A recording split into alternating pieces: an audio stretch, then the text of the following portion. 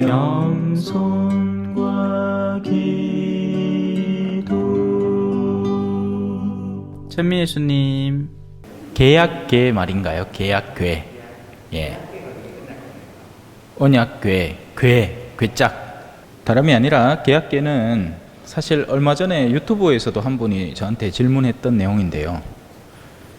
이스라엘 백성이 광야로 나가서 이제 모세가 계약 돌판을 받아오죠. 하느님의 말씀의 계명이 적힌 돌판을 받아옵니다. 그리고는 이제 그걸 하느님과 이스라엘이 맺은 계약의 상징으로 모셔다 두고 들고 다닌 것이 계약궤가 되는 거죠. 그리고 이제 추후에 이스라엘이 정착을 할 때마다, 옛날에는 이제 유목민들이었으니까 이제 장막을 세우고 그 계약궤가 모셔진 자리를 지성소처럼 소중하게 여겼던 거예요. 그래서 이제 오늘날 우리의 성전의 구조도 사실 크게 다르지는 않습니다. 이 제단과 일반석이 구분되어 있잖아요. 거기에 또 제대가 있죠. 그리고 그 가운데 저 안쪽에, 원래는 성당 제단 뒤에 있는 게 아니에요. 따로 모셔져 있어야 되고, 더 깊숙한 곳에, 그래서 사제가 미사 중에 나가서 성체를 모시고 오고 하는 곳에 따로 감실의 자리를 마련해 둬야 하지만, 우리나라라는 특성상 그렇게까지 성당을 엄청 또 심도 깊게 화려하게 지을 여력이 없기 때문에 통상적으로는 이제 저기다 두는 거죠. 그래서 저 감실이 마치 계약궤처럼 다루어지고 있는 겁니다. 오늘날에는. 물론 그때 당시에 계약궤와는 차원이 다른, 오늘날에는 이제 새로운 약속, 신약, 새로운 계약의 약속 속에서 예수님의 몸을 저기다 모셔다 두지만, 옛날에는 그렇게 가장 고귀한 자리, 지성소가 있고, 그 주변에 이제 사제들이 봉사하는 자리가 있고, 그런 거예요. 그래서 이제 예수님이 돌아가신 날 그 지성소를 가리고 있던 휘장이 이제 반으로 갈라지면서, 이전까지만 해도 엄청나게 거리가 멀었던, 그 구분점이 뚜렷했던 하느님과 사람의 만남의 자리가 이제 성사되게 된 겁니다. 우리가 하느님을 뵐 수 있게 되고, 하느님의 나라를 약속받을 수 있게 되고, 또 하느님도 우리에게 더 가까이 다가오시는 게 예수님의 순환과 죽음과 부활로서 이루어진 거죠. 그래서 구약 시대에는 그 계약궤, 하느님의 약속을 담은 그 궤짝이 이제 하느님의 임재, 이 존재를 상징적으로 드러내기 때문에 그걸 항상 모시고 다녔고, 그게 이제 진영에 존재하느냐, 그걸 빼앗기느냐, 이런 것에 따라서 이스라엘 백성이 흥하기도 하고 패하기도 하는 어떤 상징성을 드러냈다면, 지금은 이제 그 말씀이 우리 마음에 새겨지게 되죠. 오늘 일독서가 사실 그 부분을 다루고 있어요. 예레미야서의 구절인데요. 제가 읽어드릴게요. 주님의 말씀이다. 나는 그들의 가슴에 내 법을 넣어주고 그들의 마음에 그 법을 새겨주겠다. 이렇게 하면서 이제 예수님이라는 새로운 약속이 우리한테 도래하셨고, 이제 우리는 더 이상 어떤 옛날의 그런 구약의 백성이 아니라 새로운 약속, 하느님을 진정으로 사랑해서, 계약은 두려움을 줘서 법을 지키게 만들죠. 옛날 약속은 그렇습니다. 지금도 교통법규가 있지만, 교통법규를 앞에 두고 있는 사람이 둘 다 법규를 지키긴 하지만, 한 사람은 안전운전을 하기 위해서 법규를 지키는 것이고, 다른 한 사람은 벌금을 안 내려고 법규를 지키겠죠. 이 두 사람의 내면은 완전히 180도 다릅니다.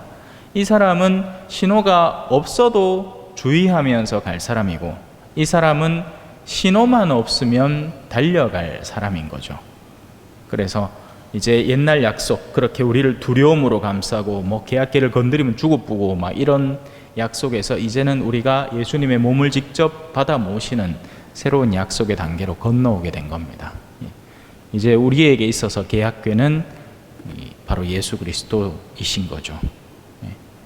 옛날에는 그런 궤가 있었다 정도로만 알아두시면 충분합니다. 근데 지금은 그 궤가 어디로 갔는지 아무도 몰라요. 중간에 사라졌어요. 중간에 이제 어디 갔다는 기록도 없고, 어디에 있다는 역사적 기록물도 없고, 수많은 학자들이 이제 추정하죠. 그리고 그걸 바탕으로 만들어진 영화가 인디아나 존스 3탄.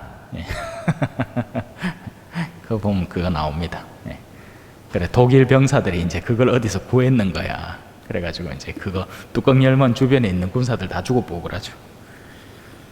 어떻게 뭐 언약궤, 구약궤에 대한 궁금증이 조금은 해소가 되셨습니까? 저도 구약 박사를 뭐 따거나 한 건 아니라서 그저 이제 기본적인 소양으로 알고 있는 면에서 말씀을 드린 것 뿐이에요. 왜냐하면 이제 구약의 백성이고 그런 약속과 어떤 적혀져 있는 법률들이 중요하니까. 오늘날도 유대인들은 비슷하게 살아가고 있습니다. 여전히 율법이 담긴 책이 중요한 거고 율법의 규율이 중요한 거기 때문에 그들은 사실 하느님을 물론 사랑하는 이들도 있겠지만 그 율법을 어겼을 때 엄정함과 두려움에 살아가는 경우가 많고, 이제 그 점에서 우리가 우리 스스로를 반성해야 하는 게, 과연 우리는 천주교 신자로서 가톨릭의 규율을 두려워서 지키면서 살아가는 것인지, 아니면 정말 하느님을 사랑하기에 기꺼이 그런 것들을 끌어안는 방향으로 나아가는 것인지, 이걸 잘 반성해야 될 것 같아요.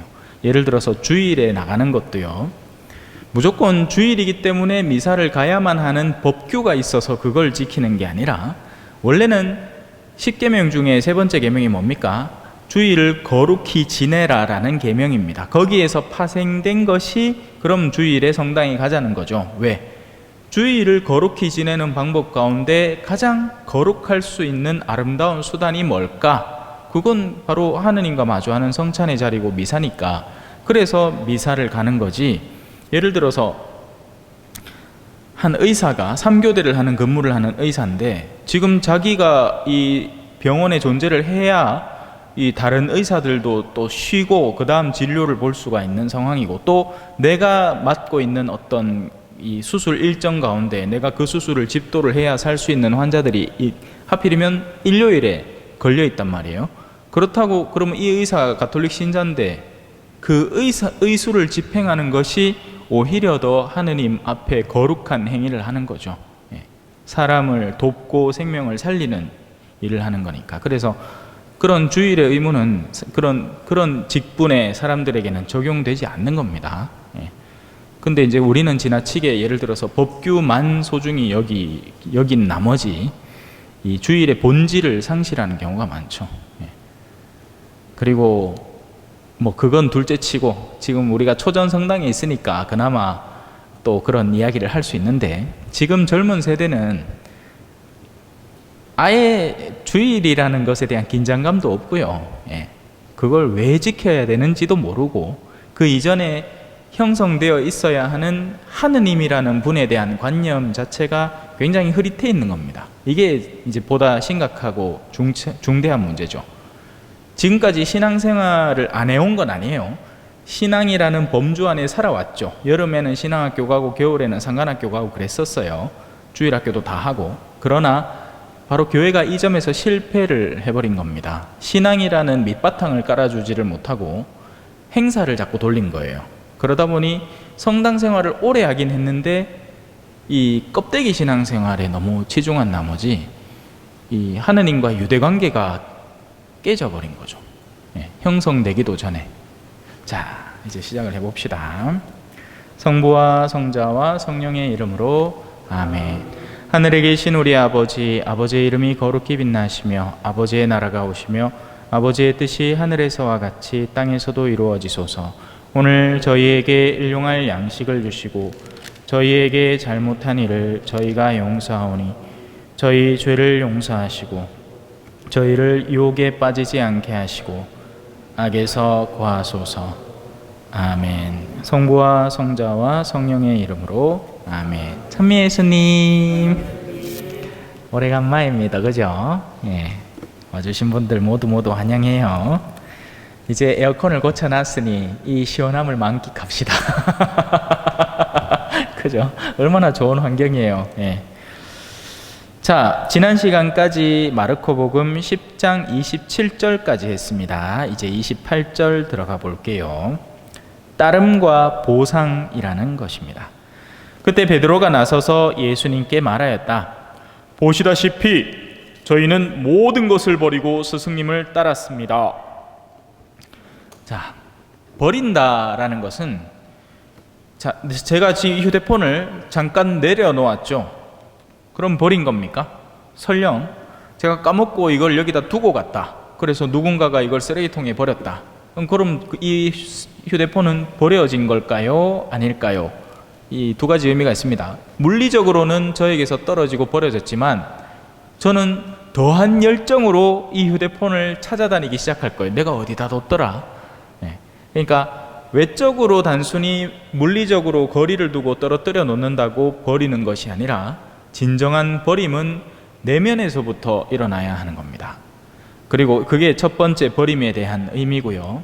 두 번째, 그래서 올바로 버리려면 그냥 이거를 억지로 떼어놓는 게 버리는 게 아닙니다. 이거보다 더 소중한 것을 쥐기 위해서 다른 것을 내려놓을 때 진짜 버리는 거죠. 네. 이게 싫어서 버리는 게 아니라고요. 이건 여전히 소중한데도 더 소중한 것을 내가 움켜쥐기 위해서는 한 손에 두 개를 다 쥘 수는 없으니까 사제가 결혼도 하고 혼자 살면서 하느님도 섬기면 좋겠지만 아무래도 세상이라는 영역에 젖어 들어가면서 자식 걱정에 빠질 수밖에 없잖아요. 강아지 한 마리를 키워도 자가 눈에 밟히는데 내 닮은 아가 옆에 떡 앉아 있으면 얼마나 눈에 밟히겠어요. 그죠? 더 잘 먹이고 싶고 더 잘해주고 싶고 더 시간 쏟고 싶고 또 심지어는 극하다 보면 제가 마련해 놓은 것을 그 아이에게 물려주고 싶은 욕구가 생길 수밖에 없겠죠. 이것이 현대 개신교가 지금 맞닥뜨리고 있는 크나큰 문제점이고 일반 신자들이 다 알면서도 쉬쉬하는 부분이며 이 이유 때문에 원래는 없던 이 가톨릭 안에서의 사제 독신제가 생겨나게 된 계기이기도 한 겁니다. 중세시대 때 생겨났거든요. 그때만 하더라도 우리는 지금 3, 4년, 5년 주기로 팡팡 돌아가잖아요. 주임 신부님들이. 그죠? 옛날에는 그냥 한 본당 가면 느긋하게 계셨던 거예요. 근데 그 와중에 사제가 결혼도 할 수 있었고 자식도 있다면 내 이 본당 야한테 줘야지 이래 되는 겁니다. 그게 실제로 과거에는 일어났었고. 그래요.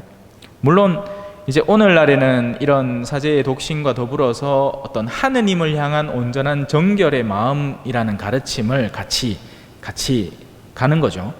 하지만 사실 실무적인 게 더 강했어요. 그게 처음에 생겨날 때만 하더라도. 베드로도 결혼했는데 성경에 나와 있잖아요. 베드로의 장모 이야기 같은 건 거죠. 자, 그래서 우리는 모든 것을 버리고 스승님을 따랐습니다 라는 부분에서 이걸 버린 것도 중요하지만 이 말에 대한 부분을 해석할 때 스승님에 대한 매력이 우리를 사로잡았습니다. 이게 사실은 더 중요한 핵심 포인트가 되어야 됩니다. 그게 우리 안에 일어나야 한다고요. 그래야지 더 잘 버릴 수 있고 그리고 설령 물리적으로는 가지고 있다 하더라도 버린 게 되는 겁니다. 무슨 말씀인지 아시겠죠? 그냥 제가 볼리비아를 갔어요. 그러면 가족에게서 떨어질 수밖에 없죠. 하지만 그 가족을 정말 떼어 놓았는지 아닌지는 이건 내적인 문제인 거예요.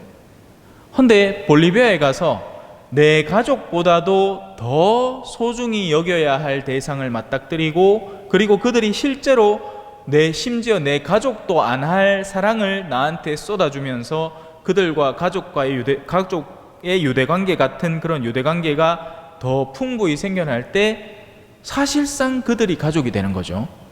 그렇게 가족을 얻는 거예요. 그렇게 내 가족을 버리는 거고요.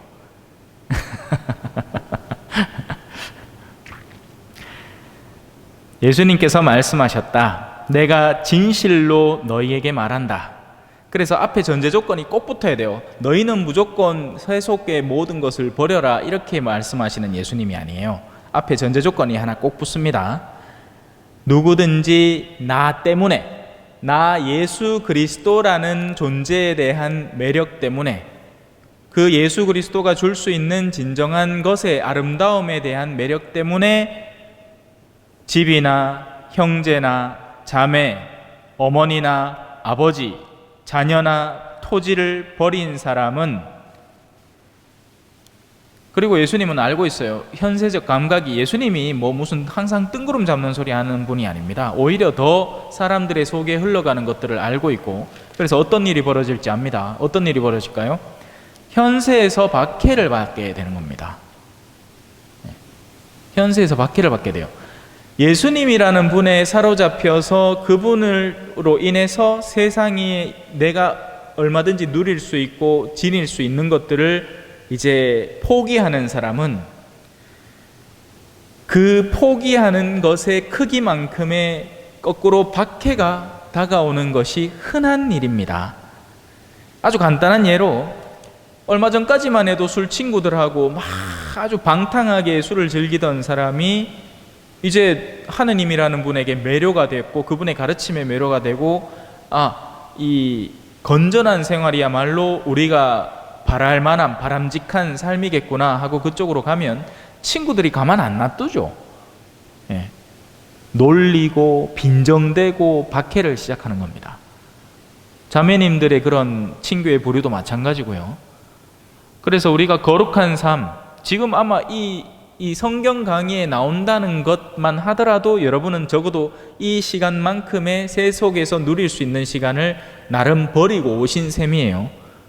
그렇다면 그에 상응하는 정도, 원래부터 그렇게 해왔으면 또 상관이 없겠지만, 여기 이제 항상 나오시던 분들이 오늘 나왔으니까 별게 없을 기라. 근데 한번 상상해 보세요. 그렇게 안 하던 친구가 갑자기 여기 왔다. 그러면 그 친구는 이제 속으로 싸우면서 오고 있는 거죠. 자, 그래서 현세에서 박해를 받겠지만 이제 더 이해하기 힘든 말을 하죠. 집이나 형제와 자매와 어머니와 자녀와 토지를 100배나 받을 것이고, 하지만 제가 아까 잠깐 설명을 드렸습니다. 그죠? 내가 소유하고 시간을 헌신할 것을 하느님이라는 이유 때문에 헌신하게 되는 영역에서 우리는 분명히 이 세상에서 버렸던 요소에 더 큰 영역을 마주하게 되는 겁니다. 그래서 저는 볼리비아에서 수많은 가족들을 만나게 된 거예요. 저는 사실 이제 언제라도 돌아가더라도, 얼마 전에도 문자 와가지고 신부님 꼭 오시라고, 꼭 돌아오시라고, 저 이제 제가 예전에 같이 일하던 사제들이 벌써 한국 다 돌아왔고, 지금 있는 친구들은 이제 제가 신학교에서조차 만나지도 못한 친구들이에요. 지금 실제 그렇거든요. 그래서 그거 가기 좀 그러십니다. 가있긴 걱정하지 마시라고, 우리 집에 오면 된다고, 우리 집에 와갖고 방 하나 비워놓을 테니까 거기서 지내다 가시라고. 그게 가족이지 누가 가족이에요. 그죠? 그게 가족보다 더한 거죠. 어떤 때는 가족에게 가도, 왜 사제들이요 명절날 집에 잘 안 갈라 하는 게, 가있으마 꺼다 놓은 보리자루 같거든. 딴 사람들은 자식들 데리고 와갖고 막 옥자지껄 막 서로 안부도 묻고 하는데, 나는 사제지 본당 일 거겼다가 얘기해봐야 이해주는 사람 짜들 없지. 그하다가 나중에 부모님이라도 돌아가시면 진짜 이건 가족들 만나는 게 더 밋밋한 느낌이 들지. 이러니 잘 안 갈라 그래요. 나중에는 저 이제 보자 신부 때나 이제 왜 흔히 친정이라고 부르잖아요. 근데 나중에 가면 친정도 아닙니다. 친정에 가면 김치나 싸주지. 이거는 조카들 만나면 용돈만 다 뺏기고. 그렇단 말이죠. 그래서 오히려 더 신앙인들에게 헌신하면서 보다 더 큰 가족들을 마주하게 되는 겁니다. 내가 이런 선택을 통해서 내려놓게 된 가족을 통해서 하느님은 더 큰 가족을 만나게 해주시는 거죠. 거기에다 더해서 이 선택은 우리가 세상에서 얼마든지 누릴 만한 것을 내려놓고 복음 때문에, 예수님 때문에 하는 이 선택의 결과물로서 우리는 100배나 더 많은 현세적인 실질적인 관계를 얻음과 동시에 영원한 생명을 최종적으로 얻게 되는 겁니다. 이 영원한 생명에 대한 감각은 우리가 지금 이 한계를 살고 있는 우리로서는 이게 얼마나 좋은 건지는 아마 상상하기 힘들 겁니다. 지금 저도 제가 알아서 그렇게 얘기하는 것도 아니고, 다만 그냥 미친 듯이 좋다, 이 정도만 알고 있는 거죠. 자, 그런데 문제는 이제 마지막 부분이죠. 첫째라고 생각했던 이들이 꼴찌가 되고, 꼴찌라고 생각했던 이들이 첫째가 되는 경우가 많을 것이다. 왜? 우리는 흔히 신앙 안에서 존경받는 이들을 꼽잖아요. 그런데 예를 들어서 렙톤 두 잎의 비유 기억나시죠? 가난한 과부의 렙톤 두 잎의 비유. 우리는 이 교회적인 생활을 하면서 예를 들어서 무슨 기부금을 낸다 할 때 커다란 기금을 쾌척하는 이들에게 비중을 두는 것 같겠지만, 하느님은 사실 내면에 들어있는 실질적인 희생을 바라보시는 분입니다. 그래서 첫째와 꼴찌가 자리가 바뀌어 버리는 거예요. 제가 나름 선교사제로서 돌아다녀 본 적이 많거든요. 근데 돌아다니는 범주가 가난한 나라만 다닌 게 아니에요. 저기 미국이나 캐나다나 이런 데 가봅니다. 동남아도 가보고. 그러면 그런 가운데에서도 여러 집을 방문할 기회가 생기게 되는 거예요. 으리으리한 집들, 여러분들이 상상하기도 힘든 정도의 잘 사는 집들이 셌습니다. 그러면 그 집에는 기도실도 자기 개인 기도실이 따로 있어. 예. 그러면서 들어가면서부터 종교적인 어떤 것들로 전부 다 장식이 돼 있어요. 그런데 실제로 그 집 주인이라는 분을 만나서 몇 마디 나눠보면 이분의 내면에 어떤 욕구와 추구가 들어있는지 어렵지 않게 알 수 있게 됩니다. 그건 결국 사람이에요.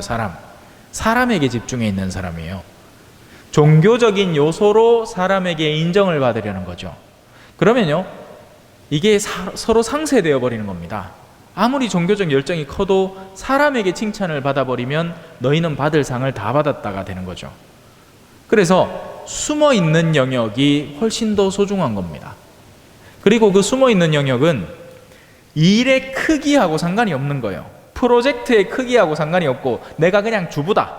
그냥 주부인데 하루의 일상 속에서 바로 이 복음, 하느님 때문에 제일 버리기 힘든 게 뭐겠습니까? 나 자신이라는 영역입니다. 나 자신이 가장 버리기 힘든 대상이 되는 거예요. 그래서 그 희생을 성실하게 하고 있는 사람이면 아무도 찾지 않는 바람 부는 언덕에 이 이름 모를 보석이 되어 있는 거죠. 세상이 화려하게 칭송하고 드높여주는 어떤 존재들보다 훨씬 더 귀한 보석들이 사실상 세상에는 많습니다. 우리 교회가 수많은 성인들을 갖고 있죠. 하지만 그 성인들의 목록을 쭉 뽑아보면 거의 대부분 유럽 어디 저쪽입니다. 왜냐하면 거기에서 그리스도교가 융성했고, 그 동네 사람들이 자기들이 번역하기 쉬운 말로 성인들의 삶을 정돈하고 인정하고 도장 찍어보면 성인이 되는 거니까. 하지만 세상 각지 곳곳에 숨어있는 성인들이 훨씬 더 많습니다. 그리고 사람들의 인정을 받지 못한 그런 성인들이 훨씬 더 많죠. 우리가 그 주인공이 되어야 돼요. 사람들이 막 드러높여줘서 칭송해 준다고 무조건 좋은 게 아니에요. 오히려 그런 일들을 숨기고 하느님께 인정받는 것이 가장 아름다운 일입니다. 그래서 우리는 꼴찌의 자리에 머물다가 첫째의 자리로 올라가는 그걸 한번 욕심내 봅시다. 한창 신학생 때 그런 생각도 했어요. 그러면 일부러 그래 첫째 자리 가려고 꼴찌인 척하면 그거 꼬로만 거 아닙니까? 라는 그러니까 생각이 꼬이는 거죠. 근데 이게 있잖아요. 한번 해보면 됩니다. 꼴찌의 자리에 머물러 있다는 게 생각만큼 쉬운 일이 아니에요. 남들이 아무도 알아주지 않는 어떤 영역에서 묵묵히 무언가를 수행하고 있다는 게 쉬운 일이 아니라고요. 그래서 한번 꼬인 생각이라도 괜찮으니까 꼴찌의 자리에서 첫째를 노리는 건 좋은 생각이에요. 그건 나쁜 생각이 아니에요. 찬미 예수님, 겸손과 기도